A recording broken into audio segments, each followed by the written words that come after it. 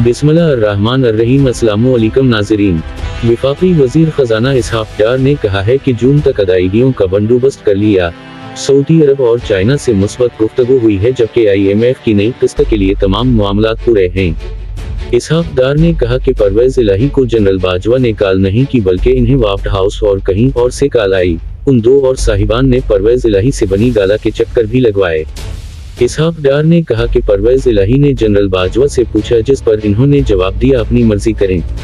वज़ीर ख़ज़ाना ने कहा कि नवाज शरीफ परवेज़ इलाही के बतौर वज़ीर आला पंजाब नाम पर रज़ामंद नहीं थे, अलबत्ता मैंने इन्हें मनाया था। परवेज़ इलाही ने जो किया उससे धचका लगा, अब उनकी वापसी के लिए किरदार अदा नहीं करूँगा।